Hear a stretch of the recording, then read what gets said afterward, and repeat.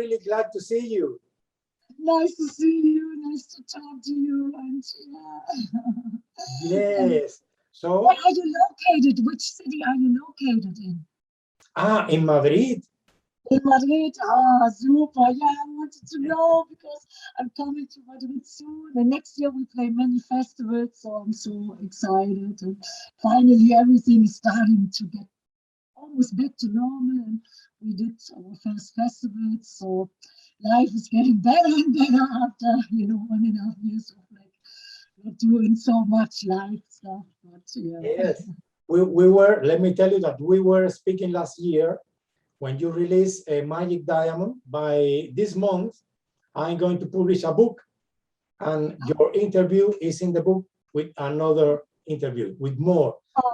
30 interviews will be in the book, and yours is one of them. Oh, that's great news. Thank you so much for saying that. And what is the book called? What is the title of the book? Do you have you any plans for 2022?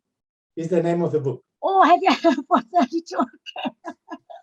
Oh, okay, I will remember that. Awesome. Good luck with that. Awesome. Yes. So we are going to start with the moment that we were talking in the last interview. I remember that the CD was released in November 17, 2020. And you told me that you were ready to prepare special deliveries for the fans. And you didn't rest because less than a year, you released another special edition of Triumph and Agony live on September 24. Why? Tell me about the release. Yeah, actually, last year when we couldn't tour anymore and no festivals, then I went back into the studio and then I did the Magic Diamonds album, which at first I thought maybe 15 of my favorite songs, and then it was 25, then 35, then 45, then 56. That's not the maximum. There was the Magic Diamonds album, and there was one song on this album that was Make Time for Love, and that was actually recorded in Spain when we did celebrate the 30th anniversary of Triumph and Agony. We did it for a few years, and and I thought for the Magic Diamonds, it's maybe a special treat because we have really never played it live for so many years. And then I thought it was called Magic Diamonds, Best of Rock, Ballads, and Rare Treasures. So I thought it would be perfect on the Ballads CD. Yeah. So when this came out, we were preparing for a new tour again, and because all the gigs which got postponed, sometimes for 3 times. Then we want to start touring again this year. And then these plans were all going, like to shit because, the promoters, everybody said it's, it's still like so dangerous, so we can't do the tour. And then I thought, okay, I want to keep busy, and keep my spirit up high, to not like, lay on the couch and do nothing. So I went back into the studio and I thought, let me check out all the recordings of the Triumph and Agony. And we did a couple of shows, and we played some festivals, and we did a Spain tour, America tour, but America didn't get recorded. And then we played some festivals, Passport Festival, Norway Rock, and Sweden Rock. And then I watched all the footage and I listened to all the songs. And I thought, yeah, let's do a Triumph and Agony live album to celebrate the upcoming 35th anniversary, which will be next year. But exactly 35 years ago, we started working on it, like songwriting and recording. And then it came out 1 year later. But I thought, that's nice. Yeah, and then there was so much joy to see all the video things and to hear the fans that made me feel so good. And then I was in the studio every night. It took like 6 months, even though it was a live recording, but there were many things to still work on. And then the DVD, which actually is a Blu-ray. And then I was overflowing with joy because, in the studio, the fans, the sound, the excitement, the metal, the energy. And then I went outside, was driving home, usually in the middle of the night, And then it was a ghost town because there was a total lockdown. We weren't even allowed outside. And then sometimes I got stopped by the police and I said, hey, girl, where are you going? It's 4 o'clock in the morning. And I said, well, I just came from work. And I said, what are you working? I said, well, music and stuff. And he said, are you that girl? And then they were singing, oh, we are. And I said, yes, that's what we are working on, the Triumph and Agony live album. And then they let me go. But it was such joy to work on it, and it was one of my favorite records. I think all the other records were great, but Triumph and Agony had so many great memories too, like making of the Triumph and Agony album. I remember in the German song for Immer, there's like an English thing, German. I wanted to have a Spanish sentence in that song because it meant so much. Because 1 year before we were on tour with Judas Priest, and it was my first time in Spain, and I was blown away by the fans, by their energy and passion, they were living metal, breathing metal, it was so unbelievable. So I wanted to have a Spanish sentence. And then in the studio, I recently found out from my guitar player, Tommy Bolan, there was one guy who was tweaking the Marshall amps, that the Marshall amps would be even louder and more powerful and all that stuff. And his name was Diaz, and he was a very, very famous guy who was tweaking the Marshalls, like, one of a kind, who was totally an expert at it. And then I said, well, I need a Spanish sentence in that song. I tried to explain what it was all about. And then he gave me that sentence, hay una promesa en el sonido. And I said, what does it mean? And he tried to make me understand. And I thought, well, I feel it. That's the one. It's great. And then later on, I found out it's so perfect, fantastical. And it was like, God, there's a promise in that song. So there were many, many great memories on the making of the original Triumph and Agony album. And I still play all the highlights, like All We Have for Immer, I Roll the Ruins, East Meets West. And then a few years ago, we started celebrating the whole album, and we recorded. We actually played it for the very first time in its entirety in the Sweden Rock Festival. It was 2017. And luckily, it got recorded great, like 15 cameras. It's a great festival. People have top-notch, like cameras and sound. Yeah, and then I thought, let's make a DVD out of the festival. And then there is a documentary on this Blu-ray as well, where I talk about the Triumph and Agony making and all these little stories and, all that stuff, This CD brings me good memories to me too. And this is the reason why I would like to ask you 2 questions that now that you are into the CD and Triumph and Agony, maybe you will remember clearly. The first is that I remember that in the album, Cozy Powell was credited. Yes. The drummer Cozy Powell. Do you remember why, or remember a song he plays, or why he was credited? Oh yes, that's a nice story actually.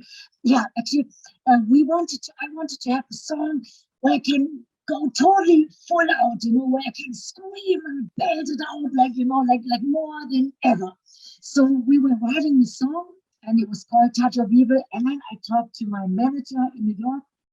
He was actually from Switzerland, but he had an American passport, and he became our new manager in America. And then his name was Alex Grove, and I said, hey, Alex, I need somebody with so much power, like unbelievable power, out of this world. He said, oh, I have a surprise for you. And I said, really? And he said, well, go into the studio tomorrow. And it was a great studio. It was the Power Station studio in New York City, Manhattan. And it had so much magic. It didn't look luxurious, but it was great. Good vibes, good atmosphere.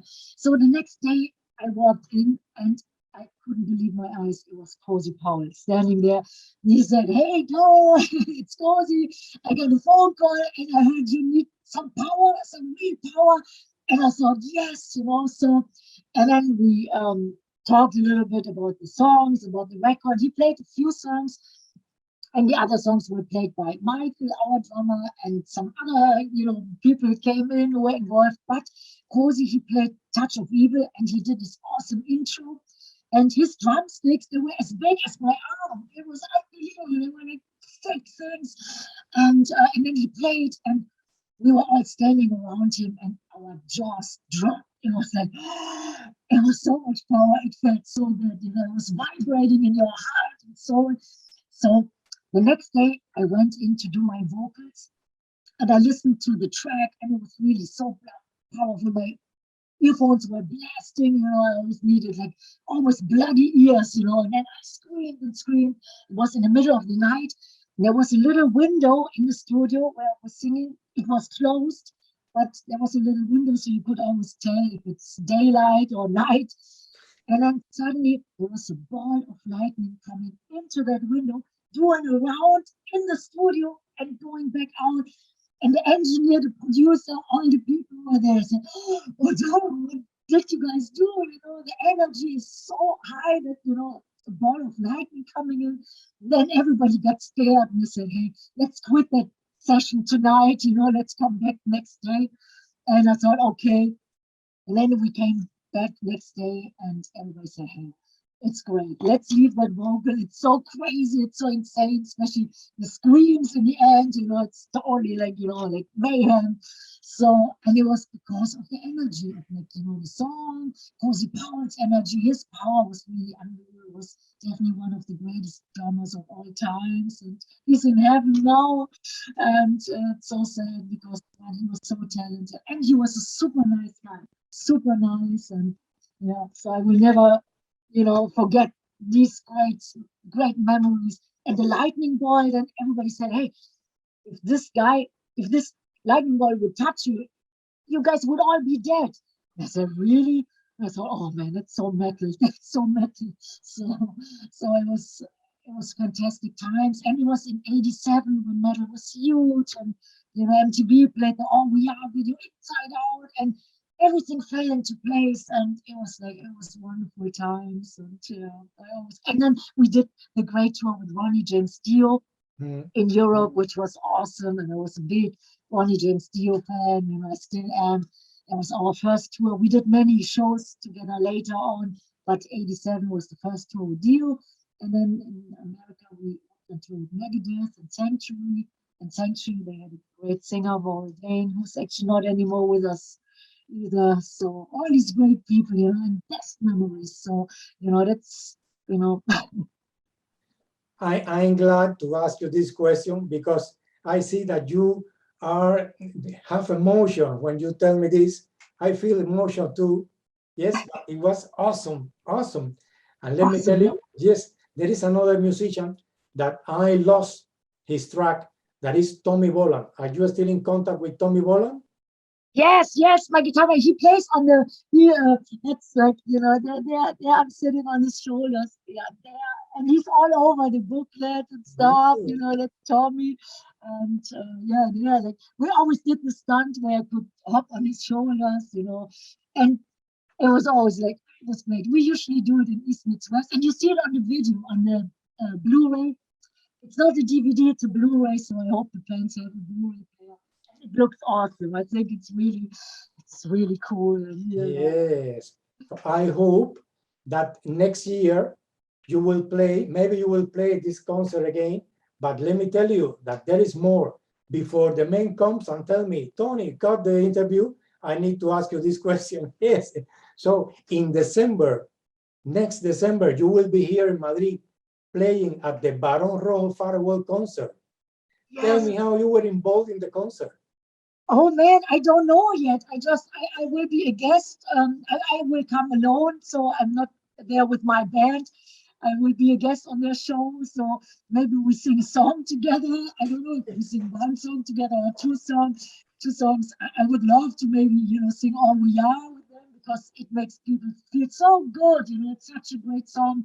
You know, where everybody can sing along. You know, after a couple of beers, you know, everybody can sing. You know, whatever they want. But it's like so I don't know. I don't really know what I will do, and yeah, we have to talk about, you know, so what the guys think, you know, what I should do, but maybe All We Are, and you know, and just making people feel good, and you know, being a good support thing. But it's not my band; it's just me.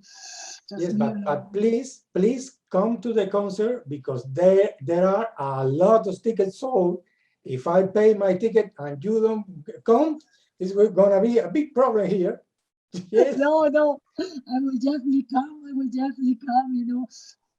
Except when there's another lockdown. Sometimes we couldn't travel because there were lockdowns all over, but I guess times are getting better and easier. So yeah, so yeah, I will come, of course, of course. And I'm Yeah. looking forward and meeting the guys, and you know, and it's great that they invited me, that they were thinking of me, and you know, so we will have an awesome time. Yes, yeah. Yes. And then, apart from this, do you have plans to play again this CD entirely? Yes, yeah. And I think, yeah, next year there are actually some festivals in the making, and yeah, and some gigs. Some, you know, like people ask if we do single shows or if we would play on festivals. So it's all in the works, and yeah, and you know how much I love Spain, and I love the metal era so much. So we will definitely be in Spain next year. I don't know exactly the dates, but. And there's one festival that's pretty confirmed. It's the Cartagena with Whitesnake and Scorpions, the Imperial Festival, whatever. And then I think we might play the Rock Fest in Barcelona, and some other festivals are on the way. And then, of course, some single shows, and you know, which that's always, I like single shows because then we can play 1.5 to 2 hours. In a festival, you have maybe, you know, 50 minutes or 60 minutes. But yeah, but it's all in the works, and yeah. You love Spain and Spain love you. I remember that when I tell a friend of mine whose name is David, that I will have an interview to you, he say, remember that one day at Leyendas de Rock, I enter and show the wine, the DORO wine, to you. Yes, this guy, maybe you don't remember, but he has a photograph. Oh, yes. Good. No, I think I do remember. And yeah, Leyendas de Rock, that was always a great festival too. And we brought Tommy with us. Yeah, that's actually when we played the whole Triumph and Agony album. But we didn't record it properly because we thought we were just celebrating the show. So I didn't even plan on doing the Triumph and Agony live CD. But then this year I thought, oh, that's great. But that was great too. I saw like on YouTube videos and some bootleg videos and all. That was awesome. That was awesome. And yeah. The time is almost over. If you want to say something to say goodbye. Yes. To all the metalheads, to all my friends in Spain, I love you so much. You know, you're deep inside my heart forever. Una promesa en el sonido, für immer. You are my life, you are my inspiration. I'm looking forward to see you guys, and I wish you all the best. Stay metal, keep on rocking. Oh yeah. We are all we need. But for metal, guys, and I'll see you very soon. Yes, Doro. You know that I love you, and I'm not the only one. Too. Ah, good. I love you too. Thank you so much for having me. And I see you. Yeah, definitely next year in Spain. Or I see you at the Barón Rojo show. And you know, I don't know if people are allowed backstage because of the COVID time. Sometimes they're shutting down the backstage, but maybe we say hi. Yes. Yes. So bye. Hope to see you Bye. next year. Yes, adios. Thank you so much. Lots Adios, of love. Doro. Bye. Ciao.